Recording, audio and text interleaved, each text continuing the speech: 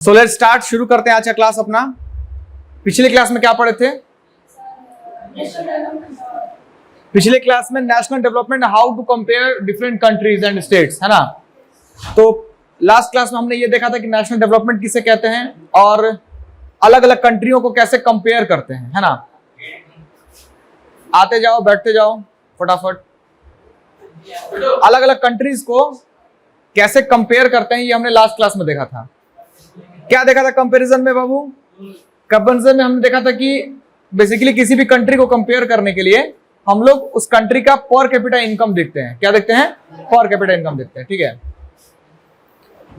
चलिए अभी शुरू करना है नहीं ना। चलो बुक निकालो फटाक से, लग जाओ। तो हमने पर कैपिटा इनकम देखा था।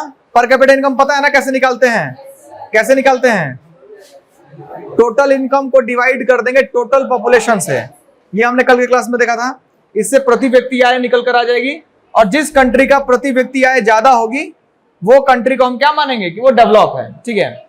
लेकिन साथ साथ में हमने एक चीज और डिस्कस किया था कि जो पर कैपिटा इनकम है ना, जो पर कैपिटा इनकम है किसी भी कंट्री की, सिर्फ उसके ज्यादा होने से, पर कैपिटा इनकम के ज्यादा होने से हम किसी भी कंट्री को डेवलप नहीं बता सकते हैं, है ना। क्या देखा था हमने? पर कैपिटा इनकम को ज्यादा होने से किसी भी कंट्री का अगर पर कैपिटा इनकम बहुत ज्यादा है, सटा दीजिए नेगेट, बंद कर दो। देखो क्लास शुरू कर दी है इसलिए अब डिस्टर्बेंस क्रिएट मत करो वरना हम बाहर कर देंगे, एकदम समझ लो। हाँ आराम से देखो, कैमरा हिले नहीं। देखो तो कैमरा में सही से आ रहा है। एक बच्चा देखो पहले खड़ा होकर पीछे से। हाँ सर क्या हो, तिरछा हो जाता है, देखो तो पीछे से। फिर वो जो बच्चा पढ़ेगा उसका फिर टिल्ट हो जाएगा कैमरा। ओके है ना, कहीं बोर्ड वोर्ड कट तो नहीं रहा है? ठीक है चलो चलिए शुरू कर रहे हैं। तो क्या बताया मैंने कि पर कैपिटा इनकम जो होता है, पर कैपिटा इनकम का अपना लूप होल है। जैसे कि अब ये डिसाइड नहीं हो पाता कि भाई रियलिटी में जितना पैसा निकल कर आए वो सब लोग कमाते हैं, है ना। ऐसा तो कोई क्लियर नहीं हो पाता। और हमने ये भी देखा था कि different people have different development goals. अलग अलग लोगों का अलग अलग डेवलपमेंट गोल होता है। तो जब अलग अलग डेवलपमेंट गोल है तो वो कंट्री में पैसा ज्यादा हो कम हो उस मायने से वो अपने आप को डेवलप कैसे बताएंगे? नहीं ना बताएंगे। वर्ल्ड बैंक भी यही करता है। जो वर्ल्ड डेवलपमेंट रिपोर्ट निकलता है वो भी इनकम के आधार पर तो डेवलपमेंट देता ही देता है, लेकिन उसके अलावा अदर एस्पेक्ट्स भी देखता है। वो अदर एस्पेक्ट्स क्या है वो हम अभी देखेंगे। जैसे उसके लिए पहले एक एग्जांपल समझते हैं। आप एनसीईआरटी पढ़ेंगे तो उसमें लास्ट में ये लाइन लिखा हुआ है, मैं आपको पढ़कर बताता हूं, आप उसको समझिएगा। लास्ट के क्लास में जो मैंने आपको बताया था, लिखा हुआ है कि the rich countries excluding countries of Middle East and certain other small countries are generally called developed countries। मतलब क्या है कि अगर आप मिडिल ईस्ट कंट्रीज को देखिए, किसको देखिए? मिडिल ईस्ट कंट्रीज को। मिडिल ईस्ट कंट्रीज, ठीक है। मिडिल ईस्ट कंट्रीज कौन कौन सी है? जैसे सऊदी अरबिया हो गया, लेबनान, सूडान, समझे, इराक, कुवैत, ठीक है। ये सब जो तजाकिस्तान हो गया, तजाकिस्तान कह रहे हैं, ये कजाकिस्तान हो गया आपका, टर्की हो गया आपका, ये सब मिडिल ईस्ट कंट्रीज हैं। पूरे वर्ल्ड में ये इस पॉइंट पर है, मतलब एशिया के इधर, एशिया के वेस्ट में और अफ्रीका के नॉर्थ ईस्ट में, इस साइड में आपका मिडिल ईस्ट कंट्रीज हैं, ठीक है। वो मैप आप ग्लोब मैंने कई बार बनाकर आपको दिखाया है, आप वहां से रिलेट कर पाते होंगे, ठीक है।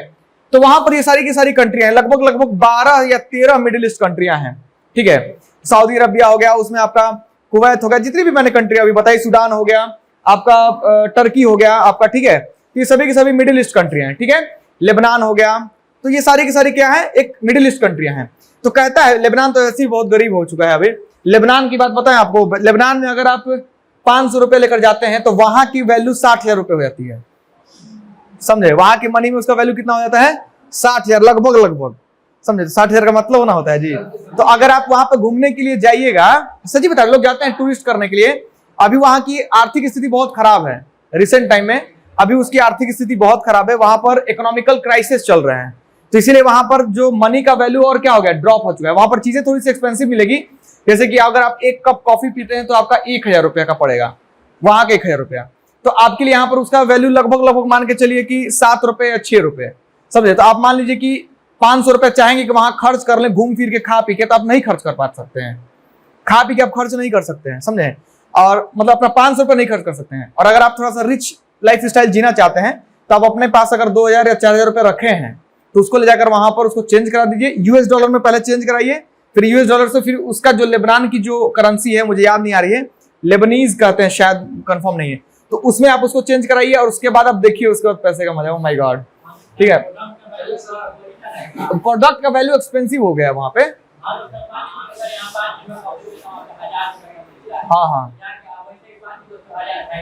बाबू, तो हम एक बात बता रहे हैं, आप दूसरी कंट्री में जा रहे हैं, आप 500 रुपए का कॉफी यहाँ पर पीते हैं, 500 रुपए पर डे यहाँ पर खर्च करते हैं, नहीं ना, मतलब आप समझिए, हम लोग मिडिल क्लास के आदमी भाई, हम लोग तो उसी हिसाब से चलेंगे, है ना, स्टूडेंट है हम लोग, उसके हिसाब से समझते हैं कि हम लोग 500 रुपए पर डे यहाँ खर्च नहीं करते, है ना। करता होगा लोग अंबानी के परिवार से, हम लोग के परिवार से तो नहीं करता है भाई, बहुत मायने रखता है। 500 रुपए पॉकेट मनी होगा, बहुत सारे बच्चों का मंथली पॉकेट मनी होगा। तो हम एक बात बता रहे हैं कि देखिए 500 रुपया आप कहीं टूर पर घूमने जा रहे हैं तो वो 500 रुपए बहुत कम है आपके लिए, टूर पर आप अगर जा रहे हैं तो। जैसे अगर हम कहीं जाते हैं तो हम 500 रुपए थोड़े लेके कहीं टूर पे हम जाएंगे भाई, सोचने वाली बात है। कहीं एक दिन 500 रुपए थोड़ी खर्च होगा, रेस्टोरेंट में रुक जाइएगा, किसी होटल में बढ़िया रुक जाइएगा तो उसमें आपका 2000 रुपए चला जाता है। हम समझाने के लिए आपको कह रहे हैं कि अगर आप लेबनान घूमने के लिए अगर आप जाते हैं और आप 500 रुपए लेकर आज मार्केट में निकले तो आप खूब बढ़िया से घूम फिर कर खा पी कर आइएगा, समझे। यहाँ पर आप खूब बढ़िया से घूम फिर कर खा पी कर नहीं आइएगा 500 रुपए का, क्योंकि 500 रुपए का यहाँ पर कीमत है बहुत ज्यादा। आ रही बस समझ में। खूब से खूब क्या खाइएगा, 2 समोसा, वो भी एक समोसा का पैसा आपका दोस्त देगा, एक का आप दीजिएगा, है ना। चलिए बस, है ना, देख करिए सर। चलिए आइए समझते बात को। तो क्या कह रहा था मैं कह रहा था कि जो ये मिडिल ईस्ट कंट्रीज है ना, जो ये मिडिल ईस्ट कंट्रीज है, इसको डेवलप्ड नहीं माना जाता है, इसको डेवलप्ड नहीं माना जाता है। इसको वर्ल्ड बैंक जो है, जो अपना रिपोर्ट जारी करती है, उसमें इसको डेवलप्ड कंट्रीज में नहीं माना जाता, जबकि यहाँ पर सारी रिच कंट्रीज हैं। क्या है? रिच कंट्रीज है। कुछ को छोड़ के, अब जैसे इराक को उसमें इंक्लूड मत कीजिए, लेबनान को उसमें इंक्लूड मत कीजिए, लेकिन आप सऊदी अरेबिया को इंक्लूड कर लीजिए, आप उसमें कुवैत को इंक्लूड कर लीजिए, दुबई को, तो वो सब जो कंट्री को आप इंक्लूड कीजिएगा वो सभी के सभी क्या है? रिच कंट्रीज है। क्या है? रिच कंट्रीज है, बहुत अमीर देश हैं, लेकिन फिर भी उसको नहीं कहा जाता है डेवलप्ड कंट्री। वो लोग नहीं कहती है डेवलप्ड कंट्री। क्यों नहीं कहती है आपको बताते हैं, आप पढ़िएगा तो वो सारे के सारे कॉन्स्टिट्यूशनल मोनार्क हैं। कैसे हैं? कॉन्स्टिट्यूशनल मोनार्क, मतलब ये अभी भी मोनार्की है। मोनार्की मतलब राजतंत्र, बताएं कि नहीं बताएं पहले? ये अभी भी मोनार्की है, मतलब ये ऐसी कंट्री है जो मोनार्क है, राजतंत्र है, मतलब यहाँ पर प्रिंस राज्य करता है। कौन राज्य करता है? प्रिंस। जैसे कि हम सऊदी अरेबिया की बात करते हैं, सऊदी अरेबिया के बारे में आपने सुना होगा कि सऊदी अरेबिया में महिलाओं को वोट करने का अधिकार नहीं था, इवन गाड़ी चलाने का अधिकार नहीं था। सऊदी अरेबिया में फिल्म देखने का महिलाओं को अधिकार नहीं था। ठीक है, तो महिला एक वहां की थी, क्या बोलते हैं, एक लेडीज थी जिनका नाम था लुजैन अल हथलौल, थोड़ा सा टफ नेम है, लुजैन अल हथलौल। ठीक है, ये सऊदी अरेबिया की महिला थी लुजैन अल हथलौल, जिन्होंने डिमांड उठाया था, मांग उठाया था कि women should also drive a car, एक महिला को भी गाड़ी चलाना चाहिए, इसमें कोई बुराई नहीं है। आपको कानून बनाना है तो इस पे कानून बनाइए कि सीट बेल्ट लगाना होगा, गाड़ी के अंदर हेलमेट लगा लेंगे, ऐसा कोई कानून बनाइए। ये कानून क्यों बना दिया कि महिला गाड़ी चलाएगी ही नहीं? क्या महिला दिमाग से पैदल होती है? नहीं। देखो कैसे करा है, समझ गए? सभी की सभी महिलाएं लखनऊ गर्ल नहीं होती हैं। ठीक है, हाँ, उसका भी बहुत खतरनाक है ना सीन। चलिए, I am not offending anyone, चलिए समझते हैं यहाँ पे। ठीक है, क्या कह रहा है? कह रहा है कि पॉइंट को समझिए। कह रहा है कि हमारा जो हम मिडिल ईस्ट कंट्रीज की हम बात करते हैं, यहाँ पर बहुत रिच कंट्रीज है, इतनी रिच कंट्रीज है कि कहना नहीं है, तेल का कुआं ही कुआं है, समझे। बहुत खतरनाक एकदम रिच कंट्रीज है भाई। लाइफ स्टाइल भी बहुत अच्छा है, बहुत महंगे महंगे होटल्स हैं, बहुत महंगी महंगी गाड़ियां हैं। वहां पर बाइक नहीं है, सऊदी अरेबिया की बात बता रहा हूँ, वहां पर लोग बाइक से नहीं चलते हैं, और कम से कम एकदम लैम्बोर्गिनी कार से चलेंगे, मर्सिडीज से चलेंगे, इस सब से चलेंगे। और वहां के रूल्स रेगुलेशन भी बहुत टफ हैं, बहुत ज्यादा टफ है। जैसे कि वहां पर जो बाहर कंट्री की, जैसे हम लोग इंडियंस हैं तो हम लोग चाहते हैं कि हम अपना कोई भी फेस्टिवल सेलिब्रेट करें तो हमें अपने 4 दीवारी के अंदर ही करना है। जिस भी रूम में रहते हैं, रेंट पर रहते हो या अपना घर हो, हमें 4 दीवारी के अंदर ही करना है। वो इस्लामिक कंट्री है, पूरी तरीके से इस्लाम रूल को फॉलो करती है। आप बाहर जाके पटाखे को फोड़ दिया, आपके घर पे बम फोड़ देगा, आप ऐसा नहीं कर सकते हैं, समझे। बहुत वहां पे रूल रेगुलेशन अलग है। वहां पे वाइन शॉप्स भी हैं, तो लोग जाते हैं वाइन लेने के लिए, तो ऐसा नहीं कि मतलब कहीं भी एकदम धड़का दिए जैसे और भी कंट्री में होती है। ठीक है, तो ऐसा नहीं है वहां पे। वहां क्या है कि भाई अपने दरवाजे के अंदर रहिए, कोई भी एक्टिविटी, मतलब बहुत ज्यादा स्ट्रिक्ट रूल है। जैसे एक मैंने देखा था, न्यूज मैंने देखा था, जो बता रहा हूँ कि जैसे टिकटॉक वीडियो नहीं चल रहा था, तो उसमें एक बेचारा मजदूर वहां पे काम कर रहा था, तो वो क्या किया था ना, लॉकडाउन से पहले की बात है, तो टिकटॉक वीडियो बना रहा था, तो उसमें क्या कुवैत के पैसे को नहीं था, कुछ स्टेटस में थोड़ा सा एटीट्यूडनल स्टेटस बनाते हैं लोग, औकात देख के बनाना चाहिए भाई। वो बेचारा क्या किया कि कुवैत, वो क्या बोलते हैं उसका, सऊदी अरेबिया का जो उसका करेंसी होता है, उस करेंसी से उसे पसीना पोछा था ऐसे करके, ठीक है, स्टाइल में। वो वायरल हो गया और वहां उसके पास पुलिस पहुंच गई और उसके ऊपर इतना ज्यादा टैक्स इतना ज्यादा उसके ऊपर फाइन लगा दिया था, जेल के साथ में फाइन, इतना ज्यादा कि वो अपने भारत की पूरी संपत्ति, भारतीय ही था वो पूरी संपत्ति बेच देता ना तो भी उसका वो नहीं पूरा कर पाता, अब पूरा जीवन कमा के भी भरता तो नहीं पूरा कर पाता, इतना उसके ऊपर हो गया था। फिर कैसे कैसे उसको छुड़ाया गया, वो कैसे कैसे हो जाए, वो तो किडनी उडनी बेच दीजिएगा तो नहीं होगा भाई, समझे। तो वो इतना स्ट्रिक्ट है, आप ऐसा नहीं कर सकते हैं, समझे। हमारे यहाँ तो लोग मतलब चलता है यार, कॉन्स्टिट्यूशन है हमारा इतना ज्यादा मतलब फ्रेंडली कॉन्स्टिट्यूशन आप कह लीजिए कि कहना नहीं है।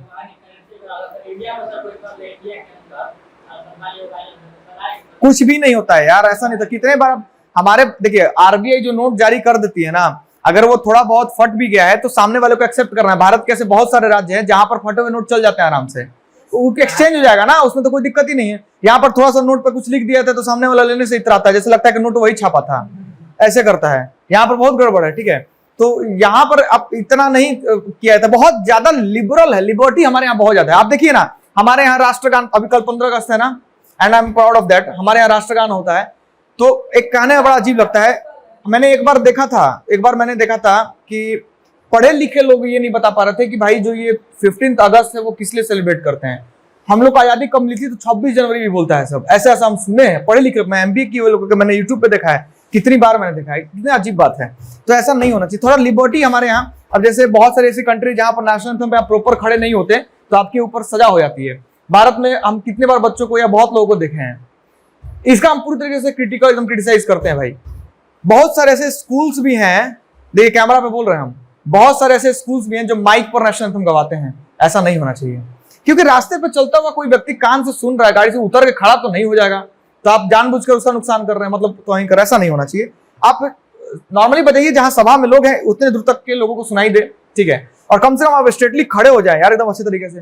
तो ऐसे तिरछे खड़े हैं, एक टांग पे खड़ा नहीं हुआ जा रहा है, क्या देश की नौजवान है। खैर चलिए आइए पॉइंट पे, हम कहां पे थे, हम बात करते हैं मिडिल ईस्ट कंट्रीज की। देखिए मिडिल ईस्ट कंट्रीज को क्यों नहीं डेवलप कहा जाता है, क्योंकि मिडिल ईस्ट कंट्रीज जो है ना वो डेमोक्रेटिक नहीं है, डेमोक्रेटिक इन नेचर नहीं है। आप अपने जनता को उतना छूट ही नहीं दे रहे, किस बात का डेवलपमेंट, खाली पैसे से डेवलपमेंट। देख रहे हो इकोनॉमिकल डेवलपमेंट बहुत ज्यादा है सऊदी अरेबिया का, लेकिन वहां की वो महिला, ठीक है, जो लुजैन थी, उसने क्या किया, उसने सिर्फ डिमांड किया, वो सोशल एक्टिविस्ट हैं, उन्होंने डिमांड किया कि भाई आप महिलाओं को भी अधिकार दें, गाड़ी चलाने का अधिकार दें। क्या नहीं बताते तो हैं, गाड़ी चलाने का अधिकार दें। सिर्फ इस डिमांड की वजह से उसको जेल में डाल दिया गया, ठीक है। अभी सुनिए, वो जेल चली गई, जेल जाने के बाद जो प्रिंस था उसको फिर रियलाइज हुआ कि यार आज नहीं तो कल ये डिमांड फिर उठेगा, तो क्यों ना हम एक काम करते हैं, इन लोगों की डिमांड फुलफिल कर देते हैं। फुलफिल कर देंगे तो मेरा नाम भी रहेगा कि चलो भाई हमने किया। तो उस महिला के पास जाता भी है, उससे बोलता भी है कि देखो हम ये तुम्हारी डिमांड मान लेते हैं, हम गाड़ी चलाने करते हैं, तुमको जेल से भी बाहर निकाल देते हैं, बेल कराते हैं, लेकिन तुम किसी से कुछ कहना मत। वो बोलते हैं ठीक है, वो जेल से बाहर आती है, डिमांड फुलफिल हो जाता है, कॉन्स्टिट्यूशन में उसके हो जाता है कि हाँ भाई अब महिला भी गाड़ी चला सकती है। बस इस खुशी में वो ट्विटर पे ट्वीट कर देती है, बस इतना, अल्हम्दुलिल्लाह, ठीक है, ये शब्द है उनका। इसे नहीं होता कि वाह भगवान बहुत अच्छा हो गया, इस तरीके से बोला, तो अल्हम्दुलिल्लाह वो ट्वीट कर देती है। इस ट्वीट के चलते उसको फिर जेल भेज दिया जाता है और बहुत प्रताड़ना दी जाती है, बड़ी मुश्किल से फिर वो बेचारी बाहर निकली। वही तो कह रहे हैं कि वो डेमोक्रेटिक नहीं है भाई, वो मोनार्की है, राजतंत्र है, पावर एक आदमी के हाथ में है वहां पे, समझे, राजा के हाथ में पावर है, ऐसे समझिए। तो ये चीज है वहां पे, तो इसलिए उसको डेमोक्रेटिक तो है नहीं। अब जरा सोचिए कि वैसा पैसा तुमको पसंद है कि ऐसी आजादी तुमको पसंद है, मुझे बताओ।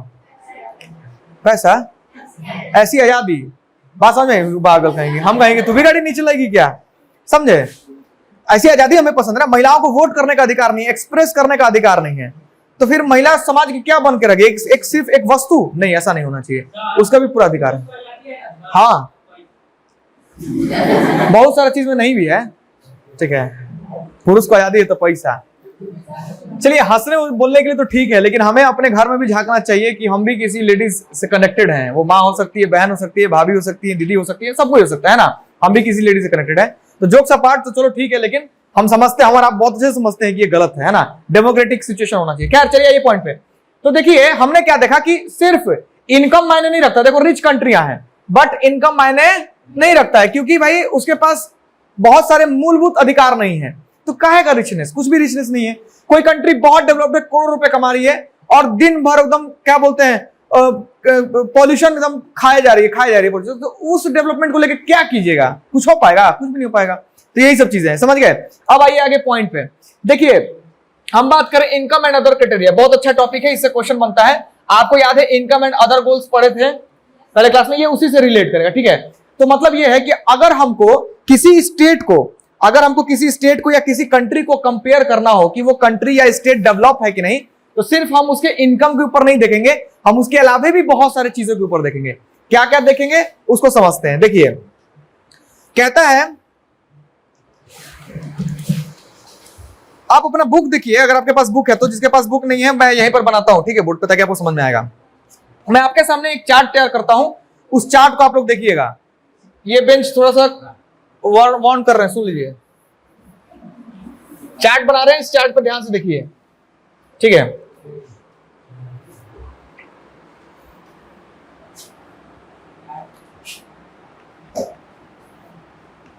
नेम ऑफ स्टेट्स, राज्यों के नाम दिया गया है, जैसे कि हरियाणा, मैं यहीं जा रहा हूं, हरियाणा। उसके बाद है केरला, मैं यहां नहीं जा रहा हूं, और उसके बाद है बिहार, यहां से मैं हूं, ठीक है? ठीक है, देखिए यहां पर हम बना रहे हैं पीसीआई। पीसीआई का मतलब समझ रहे हो? Per capita income. हरियाणा का पर कैपिटा इनकम 2015-16 के अनुसार 1,80,174 रुपीज दिया हुआ है, ठीक है? मेरी बात समझ लीजिए एक बात, please do not discussion on the जो यहां पर अमाउंट दिया हुआ है उस पे, ठीक है? Because it can vary from book to book, ये किताब से किताब वेरी कर सकता है। मेन समझ लीजिएगा कॉन्सेप्ट, आप कोई भी आंकड़ा रख दीजिएगा आपका मार्क्स नहीं कटेगा। आइए समझिए, हम बात करें हरियाणा स्टेट की, उसका पर कैपिटा इनकम एक साल का है 1,80,174 रुपया। मतलब वहां पर एवरेज आदमी एक साल में कितना कमाता होगा? 1,80,174 रुपए एवरेज आदमी कमाता होगा, ठीक है? पूरे हरियाणा की बात हो रही है। केरला की पर कैपिटा इनकम जो है वो 1,63,475 रुपए है, ठीक है? और उसके बाद बिहार की पर कैपिटा इनकम 34,409 है एक साल की, ठीक है? समझिए बात को ध्यान से, सुनते जाइए, क्लियर होगा, ठीक है? ये मैंने पर कैपिटा इनकम का कॉलम बना दिया। अब इसके बाद बनाता हूं इन्फेंट मोर्टेलिटी रेट का, इन्फेंट मोर्टेलिटी रेट, जिसको हिंदी में बोलते हैं शिशु मृत्यु दर। क्या बोलते हैं? शिशु मृत्यु दर, ठीक है? इन्फेंट मोर्टेलिटी रेट देखिए, इसका है इन्फेंट मोर्टेलिटी रेट हरियाणा का 30, इसका है 10, और बिहार का कितना है? 35। कितना है? 35। चलिए लिटरेसी रेट बनाते हैं। लिटरेसी रेट, शिक्षा दर अगर हम देखें तो इसका है 82%, इसका है 94%, और बिहार का कितना है? 62%। देखते चलिए। उसके बाद नेट अटेंडेंस रेशियो, ठीक है? नेट अटेंडेंस रेशियो जो है वो है इसका 61, इसका है 83, और इसका है 43। क्या है? 43। चलिए सारे के सारी चीजें मैंने बना दी। अब आते हैं हम लोग पूरे बेस कॉन्सेप्ट पे। अब ध्यान से सुनिए, सबको दिखाई दे रहा है एकदम बढ़िया से? चलिए अब देखिए, हमने 3 स्टेट का कंपैरिजन किया। इसके पहले हमने पढ़ा था कि जिस कंट्री का पर कैपिटा इनकम ज्यादा होगा उसको हम नॉर्मली क्या मानते हैं कि वो डेवलप्ड स्टेट है या डेवलप्ड कंट्री है। ये हमने पिछले क्लास में पढ़ा था। लेक्चर में कोई दिक्कत नहीं थी यहां तक? बोलो ये सर, फिर हम आगे बढ़ेंगे। दम कॉन्फिडेंट है? बोलिए वेरी गुड। चलिए अब देखिए, यहां पर हम 3 स्टेट का कंपैरिजन करते हैं। State number 1 Haryana, state number 2 Kerala, state number 3 Bihar. यहां से हम लोग बिलोंग करते हैं तो इसको तो समझना ही नहीं, तो हम लोग खूब भली बात हम देख रहे हैं, ठीक है? सबसे पहले हम बात करते हैं हरियाणा की। हरियाणा की पर कैपिटा इनकम 1,80,174 रुपए है। तो पर कैपिटा इनकम कैसे निकला होगा? हरियाणा की टोटल इनकम से हरियाणा की टोटल पॉपुलेशन से हरियाणा की टोटल इनकम को हमने क्या किया होगा? डिवाइड कर दिया होगा, है ना? Total income is divided by total population, है ना? टोटल कर दिया होगा, तो ये हमारे पास आंकड़ा निकला। मतलब एवरेज रूप में हरियाणा में जो लोग हैं वो लगभग 1,80,174 रुपए कमाते हैं एक साल का। कितना का है ये? एक साल का, ठीक है? ऐसे अगर आप पूछेंगे कि सर पूरे भारत में सबसे ज्यादा पर कैपिटा इनकम किसका है, तो गोवा स्टेट का है फिलहाल में, ठीक है, जहां तक मुझे पता है। गोवा बहुत छोटा स्टेट है, लेकिन उसकी वजह से नहीं कि वो छोटा है, पॉपुलेशन पे डिपेंड करती है ना, और क्या बोलते हैं इनकम पे डिपेंड करती है। तो वहां पर टूरिज्म इतना ज्यादा है कि बहुत पैसे हैं वहां पे, ठीक है, इसकी वजह से। चलिए आते हैं दूसरी बात पे। अगर हम देखें केरला का, तो केरला का पर कैपिटा इनकम हरियाणा से क्या है, कम है, लेकिन ज्यादा कम नहीं है, लेकिन फिर भी 20,000 रुपए के आसपास में कम है। तो इनकम के आधार पर हरियाणा जो है वो केरला से क्या है, डेवलप है। बोलिए, इनकम के आधार पर हरियाणा जो है वो केरला से क्या है बाबू, डेवलप है। इसका पर कैपिटा इनकम 1,63,475 रुपए है। और बिहार का अगर हम देखें तो ये सबसे कम डेवलप, मतलब बहुत ज्यादा ये अंडर डेवलप है, ठीक है। तो इसका पर कैपिटा इनकम 34,409 रुपए, मतलब हमारे बिहार में जो टोटल पॉपुलेशन है उसको उससे अगर हम टोटल इनकम को डिवाइड कर दें तो हमारे पास 34,409 रुपए, मतलब एक साल में एक व्यक्ति लगभग 34,409 रुपए कमाता होगा। ये बिहार का निकल कर आ गया। समझ में आ गई बात कि बिहार की स्थिति कितनी ज्यादा है, मतलब कितना ज्यादा बेरोजगार है बिहार में, आप समझ रहे हैं। रेलवे का फॉर्म गिरता है तो 2 करोड़ फॉर्म तो खाली बिहार से गिरता है, हमको लगता है यहां तक, समझे। चलिए आइए, ये समझ गए यहाँ पे। अब देखिए इस आधार पे सबसे कम डेवलप कौन है बाबू, सबसे ज्यादा डेवलप कौन है बाबू, केरला। तो जो ज्यादा डेवलप होगा उस पर टिक बढ़ते चल जाएगा, ठीक है। चलिए ये कम डेवलप है, ठीक है। अब देखिए इन्फेंट मोर्टेलिटी रेट, जिसको बोलते हैं शिशु मृत्यु दर, ठीक है, शिशु मृत्यु दर। देखिए आपकी कॉपी में दिया होगा, इन्फेंट मोर्टेलिटी रेट बुक में दिया होगा, indicates the number of children that die before the age of 1 year as a proportion of 1000 live children. मतलब कि एक साल में 1000 पर कितने बच्चे मरते हैं। कैसे समझेंगे, ध्यान से देखिए बाबू, यहां देखो शिशु मृत्यु दर, एक साल में 1000 जो बच्चे पैदा हुए, जैसे मान लीजिए कि 2000 कौन सा ये 21 है, 2021 में 1000 बच्चे जो पैदा हुए, ज्यादा भी हुए होंगे लेकिन हम मान के चलते हैं कि 1000, तो 1000 पे हम प्रोपोर्शन लेकर चलते हैं। 1000 जो बच्चे पैदा हुए जो गर्भ से, मां के गर्भ से क्या हो गए, बाहर आ चुके हैं, ठीक है। तो पैदा होने से लेकर 1 वर्ष की आयु के बीच में उन 1000 में से कितने बच्चे मर जाते हैं, इसी पर हम इन्फेंट मोर्टेलिटी रेट निकालते हैं। समझ गए। जैसे कि बिहार, हरियाणा में 1000 बच्चे पैदा हुए होंगे अगर 2021 में, ये हालांकि आंकड़ा जो है 2016-17 का है, लेकिन अभी हम मान के चलते हैं ये 21 का नहीं है, अगर होगा भी 21 का तो चलिए ना समझ के चलते हैं, ठीक है। मेरे पास जो एनसीईआरटी बुक है वो आपको बताता है ये आंकड़ा जो है वो कब का है। ये आंकड़ा जो है पर कैपिटा इनकम वाला, ये सर्वे बता रहा है 18-19 का, चलो तो वही मान के चलिए, ठीक है। तो हम अभी का मान के चलते हैं, मानने में क्या जाता है यार, ठीक है, समझने के लिए तो काफी है। तो मान लीजिए कि हरियाणा में 1000 बच्चे पैदा हुए 0 वर्ष से, मतलब 0 से 1 साल के बीच में कितने बच्चे की मृत्यु हो गई 1000 में से 30, मतलब कितने जीवित बच गए 970, कितने जीवित बच गए 970। ये आंकड़ा जितना बड़ा होगा उतना ही मानेंगे कि वो स्टेट क्या है, अंडर डेवलप्ड, मतलब उसके यहाँ हॉस्पिटल्स की या मेडिकल फैसिलिटी की या साफ सफाई की कमी ज्यादा है, ये हम मानेंगे अगर इन्फेंट मोर्टेलिटी रेट ज्यादा रहता है तो। इस आधार पर हरियाणा जो है वो वहां पर बच्चे ज्यादा मर रहे हैं ना पैदा होने से। अगर हम ये चीज हम देखें केरला की, तो केरला इसमें क्या कर जाता है, बाजी मार जाता है। केरला में 1000 में से सिर्फ कितने बच्चे एक्सपायर माने डेथ कर जाते हैं, सिर्फ 10 बच्चे, 1000 में सिर्फ 10 बच्चे। बात समझ में आ गई बढ़िया से। यहाँ के हॉस्पिटल व्यवस्था ज्यादा होगी। तो अब हम अगर इन्फेंट मोर्टेलिटी रेट पर देखें तो कौन सा स्टेट डेवलप है बताइए, केरला।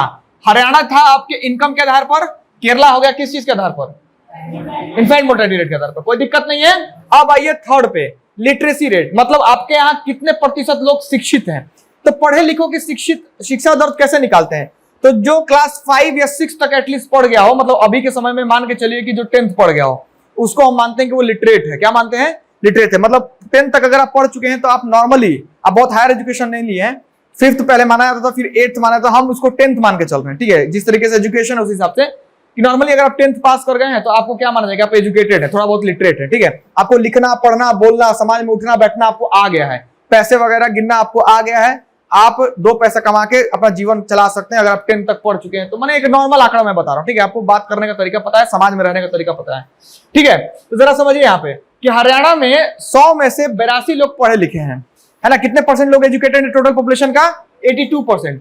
केरला में कितना परसेंट लोग पढ़े लिखे हैं, 94%। मतलब वहां पर हर 100 में से 94 व्यक्ति क्या है, समझदार है, पढ़ा लिखा है, थोड़ा बहुत चीजों को समझता है। बात समझ में आ गई कि नहीं समझ में आ गई। तो इस आधार पर बिहार का लिटरेसी रेट क्या है, 62% है। अब वो भी आप कैसे पढ़ रहे हैं वो भी आप समझ ही लीजिए, है ना। आपका जो बिहार का जो एग्जाम होता है उसको समझता है कि नहीं। बड़ा ही अजीब लगता है कहने में कि वीर कोर्स यूनिवर्सिटी से आप 3 साल में ग्रेजुएशन कंप्लीट नहीं कर पाइएगा, समझे। मतलब बिहार के किसी भी बहुत सारे कॉलेज ऐसे हैं जहां से आप 3 साल में ग्रेजुएशन नहीं कर सकते हैं। आपका यहाँ स्पेशल ग्रेजुएशन होता है 5 साल में, समझे, अलग ही होता है। यहाँ पर तो जाइएगा तो वीसी गायब रहते हैं, आपको कंप्लेन भी लेकर जाइएगा कि सर कब रिजल्ट आएगा, तो ये पहले वो ही बताएगा गेट वाला कि हमको ये नहीं पता कि वीसी कब आएगा, कि वो आपको बताएगा कि रिजल्ट कब आएगा। समझे, ऐसा सिचुएशन है। तो क्या आप बात कीजिएगा। खैर चलिए, देखिए क्या है बाबू, यहाँ पर 94% क्या है, तो केरला भी इस मामले में क्या हो गया, डेवलप हो गया ना है। चलिए ठीक है, अब आते हैं नेट अटेंडेंस रेशियो। देखिए नेट अटेंडेंस रेशियो क्या कहता है, is the total number of children of age group 14 and 15 years attending school as a percentage of total number of children in the same age group। अब देखिए कह रहा है कि 14 से 15 साल के बीच में कितने बच्चे ऐसे हैं जो स्कूल जाते हैं। सीधा सीधा समझिए, मतलब देखिए बहुत सारे ऐसे बच्चे हैं जो पढ़ना शुरू किए 6 साल 7 साल के बाद अपना पढ़ाई ब्रेक करके काम करना शुरू कर दिए, क्योंकि उसके घर की आर्थिक स्थिति अच्छी नहीं रही होगी। ठीक है, तो 14 से 15 साल के एज में कितने ऐसे बच्चे हैं जो स्कूल जा रहे हैं या फिर अपनी एजुकेशन को क्या कर रहे हैं, कंप्लीट कर रहे हैं, एटलीस्ट 10th तक वो जा रहे हैं, उनकी संख्या कितनी है। तो देखिए यहाँ पर नेट अटेंडेंस रेशियो कितना दिया हुआ है, 61। प्रत्येक 100 में से, है ना, पर 100 में से 61 लोग ऐसे हैं जो विद्यालय जाते हैं। यहां पर प्रत्येक 100 में से कितने जाते हैं, 83, और बिहार में कितने जाते हैं, 43। समझे, वो भी इनको खिचड़ी बताना पड़ता है तब आप पहुंचिएगा, नहीं तो ऐसे नहीं पहुंचिएगा। समझे, टांग के ले जाना पड़ता है बच्चों को, सब भागता है सब स्कूल से। बात समझ में आ गई कि नहीं समझ में आ गई। देखिए मेरा ये मानना है ना कि आप खिचड़ी या साइकिल या बैग बांट कर आप बच्चों को नहीं पढ़ा सकते हैं। आप बच्चे के दिमाग में ये डालिए कि पढ़ना कितना इंपॉर्टेंट है। समझ गए। तो जिस दिन ये बच्चे के दिमाग में बात आ गई कि पढ़ाई मेरे लिए कितना इंपॉर्टेंट है, उसको आप खिचड़ी नहीं भेजेंगे तो वो भागे भागे स्कूल में जाएगा। और जब तक उसको ये नहीं इंपॉर्टेंट पता चला कि एजुकेशन का क्या इंपॉर्टेंट है, क्या महत्व है, तो आप खिचड़ी क्या रसगुल्ला भी रखिए, वो खा के भागेगा, जाएगा लेकिन वो खा के भागेगा। समझे, तो मेरे हिसाब से ये मानना है। आप लोग इस बात पे एग्री करते हैं तो बोलेंगे यस सर। चलिए, तो अगर आप इस आधार पर भी देखें तो किसका रेशियो ज्यादा हो जा रहा है बाबू, केरला का। मतलब सबसे ज्यादा डेवलप, मतलब तीनों का अगर चारों कैटेगरी मिला ले तो कौन ज्यादा डेवलप लगा आपको, केरला। कौन कम डेवलप लगा आपको, और सबसे कम ज्यादा डेवलप कौन लगा आपको। समझ में आ गई बात इस तरीके से। तो बताइए कि यहाँ पर इनकम के अलावा अदर क्राइटेरिया मायने रखता है कि नहीं कंपैरिजन करने के लिए। किसी स्टेट के पास, किसी कंट्री के पास बहुत ज्यादा पैसा हो और उसके यहाँ इन्फेंट मोर्टेलिटी रेट ज्यादा हो, तो उस कंट्री को आप डेवलप कहेंगे, नहीं कहेंगे। अगर उस कंट्री में एजुकेशन ही कम हो तो आप उसको डेवलप कहेंगे, नहीं कहेंगे। वो कंट्री डेमोक्रेटिक ना हो, राजतंत्र ना हो, तो किस बात की डेमोक्रेसी, किस बात की आपकी डेवलपमेंट। जब आप आम जनता जिसके ऊपर आप रूल कर रहे हैं उसके पसंद के ही आप नहीं है, तो है ना, उनके लिए आप कुछ नहीं सोचते। तो नो डाउट आप बहुत ज्यादा पैसा कमा रहे होंगे और आप अपने लोगों के बारे में सोच रहे होंगे, लेकिन जो उनकी अपनी लिबर्टी है, जो फ्रीडम है, अगर आप उसको ताक पर रख देते हैं तो उसका कोई मायने नहीं होता। यही बात हम कह सकते हैं कि हरियाणा जो है वो रिच होगा, लेकिन केरला क्या है, प्रोस्पोरस एंड रिच दोनों है, समृद्ध भी है और अमीर भी है। आगे बात समझ में तो बोलिए सर। Very good. तो ये था हमारा इनकम एंड अदर क्राइटेरिया, सब लोग समझ गए होंगे। ठीक है, गुड। चलिए ये टॉपिक हमारा हो गया। ठीक है,